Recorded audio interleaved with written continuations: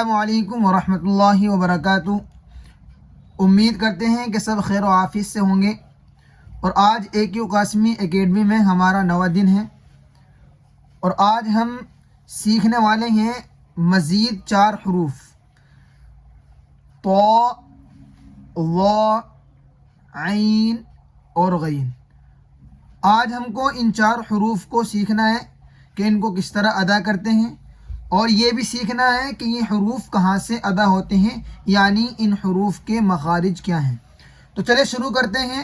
پہلے ان 4 حروف کو ادا کر لیتے ہیں، پھر اس کے بعد ان 4 حروف کے مخرج بھی آپ کو بتائیں گے، جو آپ کو بہت اچھی طرح اور توجہ سے سننے ہیں۔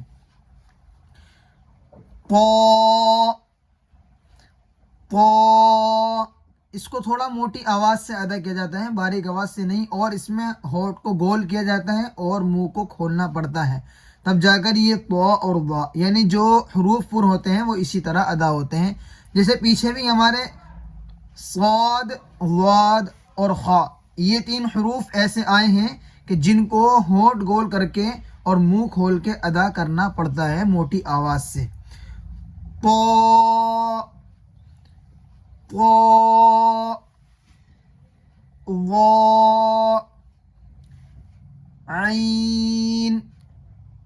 عین کو ادا کرتے وقت خیال رکھیں کہ اس میں حمزہ کی آواز نہ آئے، اس کو عین عین نہ بولیں، عین نہیں، یہ عین ہے، عین۔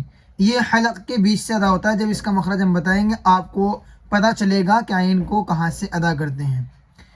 عین، عین، غین۔ غین کو بھی منہ کھول کر اور ہونٹوں کو گول کر کے ادا کرنا ہے۔ غین، غین۔ تو یہ 4 حروف یاد کرنے ہیں۔ اب ان 4 حروف کے مخرج دیکھ لیتے ہیں کہ یہ حروف کہاں سے ادا ہوتے ہیں۔ تو طا کا مخرج وہی ہے جو آپ اوپر دال اور تا کا پڑھ کر آئے ہیں۔ طا کا مخرج ہے زبان کی نوک اور اوپر کے دونوں دانتوں کی جڑ۔ طا یعنی سامنے والے جو 2 چوڑے دانت ہیں اوپر کے، زبان کی نوک ان کی جڑ پر لگے گی، جب جا کر یہ طا صحیح ادا ہوگا۔ طا، طا۔ اسی طرح آپ اوپر پڑھ کر آئے ہیں زا کا مخرج، تو وا کا بھی وہی مخرج ہے جو ہم نے اوپر زا کا مخرج سیکھا ہے۔ وا کا مخرج ہے زبان کی نوک اور اوپر کے دونوں دانتوں کا کنارہ۔ وا، وا، وا۔ جب تک ہم زبان کو وہیں پر نہیں لگائیں گے جہاں پر لگانا ہے، تب تک یہ حروف اپنے مخرج سے صحیح طرح ادا نہیں ہو پائیں گے۔